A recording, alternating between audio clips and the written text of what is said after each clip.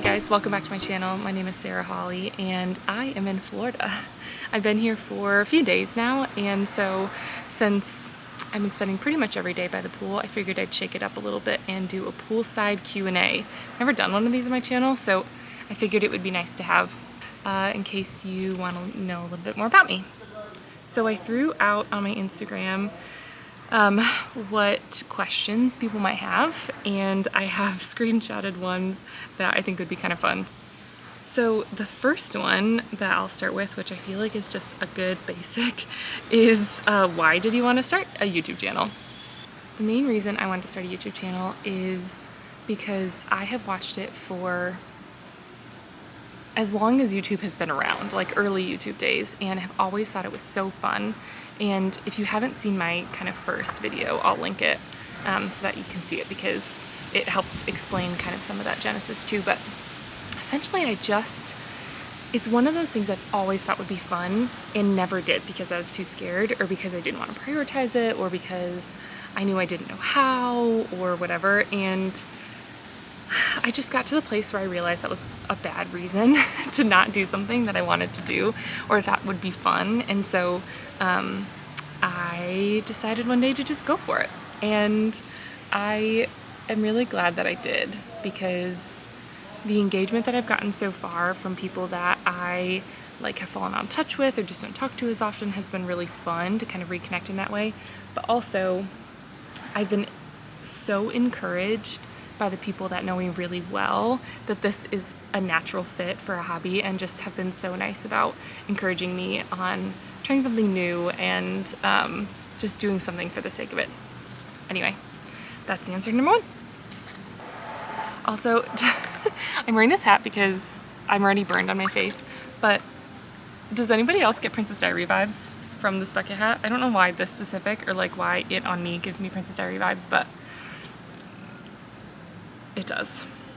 Okay, some other basic ones that I think might be nice to cover, just so that you know, that my friend Annika sent me.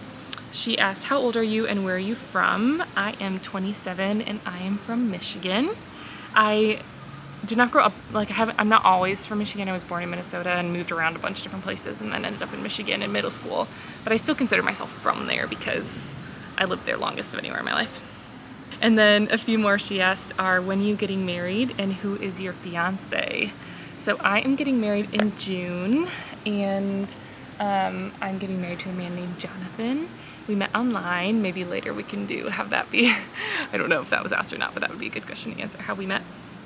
Yeah, we met on Hinge 2.5 years ago now. He's from Grand Rapids as well, and we fell in love.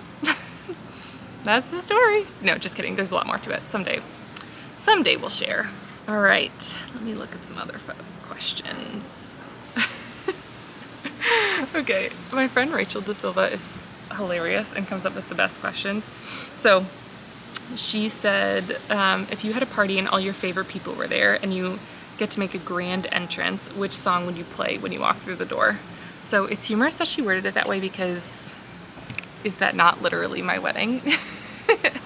I'm not gonna give it away, but I have picked our grand entrance song. Let's just say it feels appropriate to me as a very strong Harry Styles fan that I would use a Harry Styles song for the bridal party grand entrance into the reception.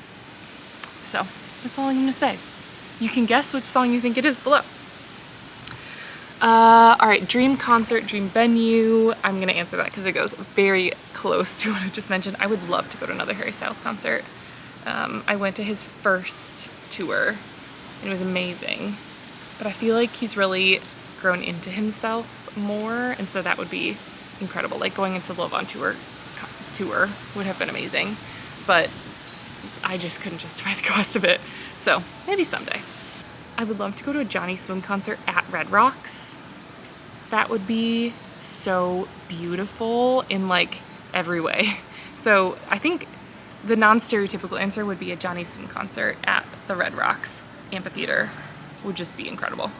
Okay, what is a meal that can heal you when you're sick or sad? It's a very good one. Honestly, boxed mac and cheese, like a white cheddar shells or a cheddar spirals is a go-to comfort food. It's easy to make. I can make it when I'm not feeling well, and it just is so delicious. I love a good like Kraft or Annie's mac and cheese. Yeah, amazing. There's a lot of marriage questions on here, so maybe I'll do a little segment and answer a bunch of those at once. So one of them is, what are you most excited about for getting married? And then what are you most excited about for your wedding? Because obviously those are different things. So for my wedding, I obviously am excited to just have this like incredibly special day with Jonathan, and yeah, like seeing him for the first time, getting to read our vows together is gonna be really exciting. I also just remembered my older brother's already married, and having all of our people in one place, all celebrating, having an amazing time from all of our different areas, like high school, college, family, both sides, like all that is something that you just never get. And so I'm excited about that for a wedding too. For marriage, I'm excited about having, like, Jonathan is my best friend, and so I'm excited about having him with me, like living together. That sounds so basic, but just being able to like walk into my living room and he's there, or work from home and he's there while he's working on school stuff, like just having each other be around and not have other roommates. It's gonna be really lovely. Just being best friends in the same house. It's gonna be so fun.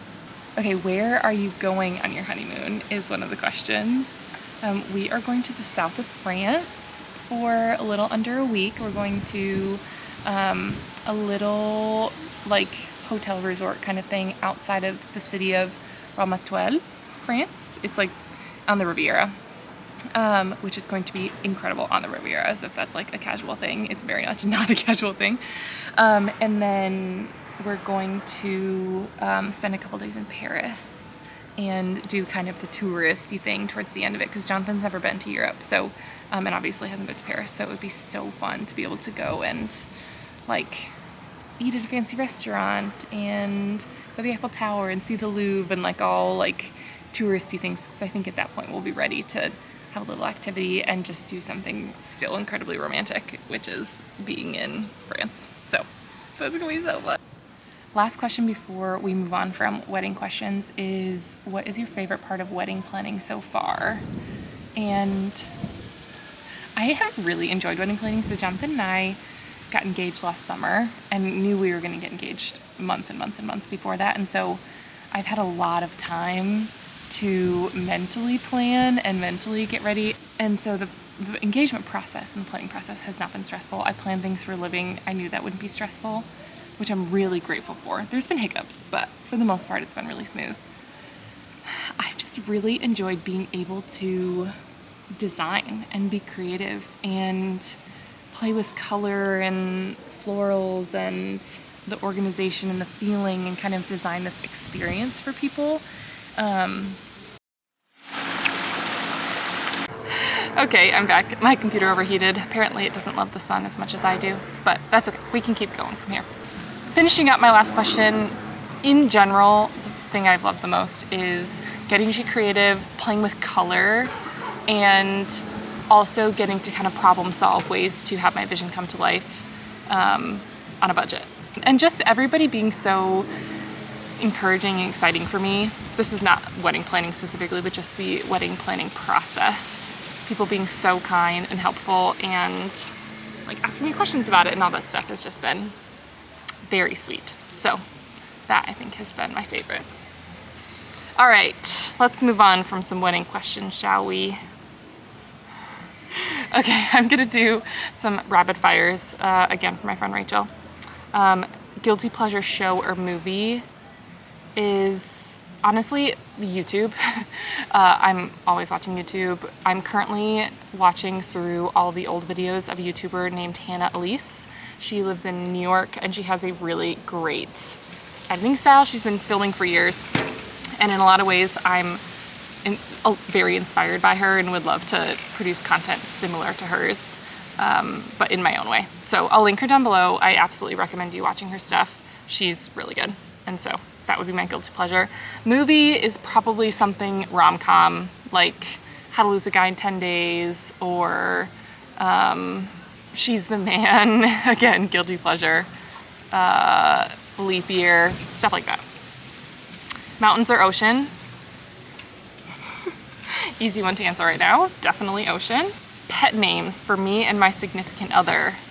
Someday we'll do a video where Jonathan joins me and we answer some of these questions, but some of my pet names for him are Honey, Sweetheart, My Love, Sweets.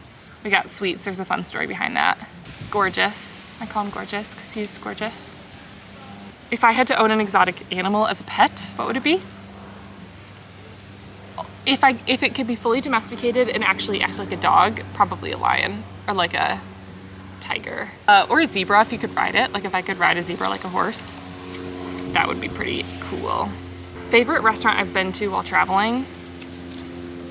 In some ways this is impossible to answer.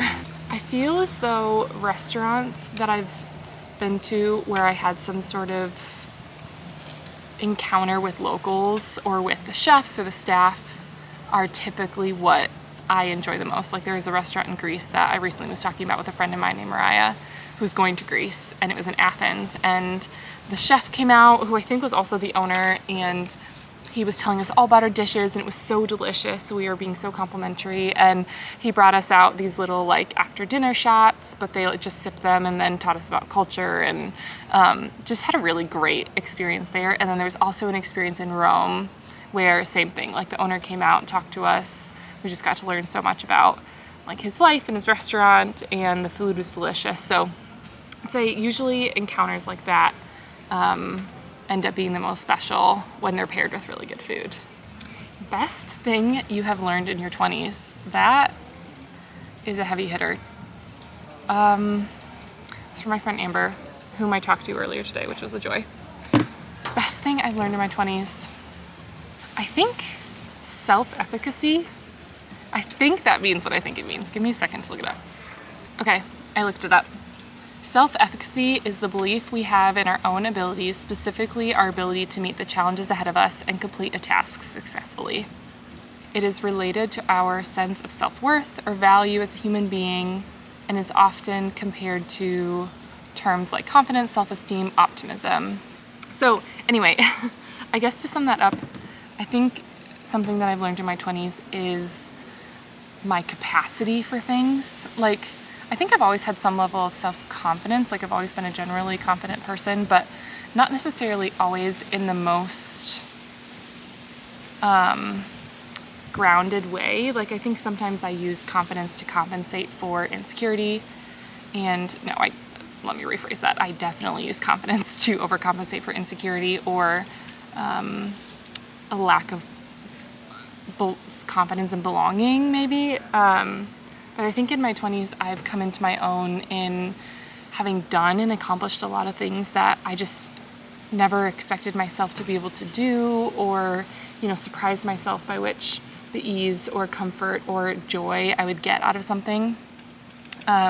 Whether that's the traveling I've done or my professional life, or even, you know, being in this home, creating my own home, this relationship I have with Jonathan. All of those things are things that I've just grown into in a way that feels grounded and peaceful in my ability to do it. Like I can do it. I just have this foundational belief that whatever comes my way with the foundational like worldview of my relationship with Christ and my incredible community and family and like all of this like foundation again I have beneath me, I think I'm just capable of more than I ever thought I could be.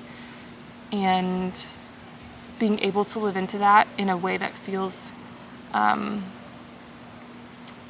peaceful and exciting, like optimistic. Again, they use the word optimistic, I think, is something that I really am enjoying and living into in my 20s. And that's part of this YouTube channel, like just doing something and walking into something with the belief that I can do it if I put my mind to it and learn and allow myself to fail and all the things that go along with doing something for the first time. So I would say that. Good question, Amber. I would not have thought about it that way on my own, so thanks.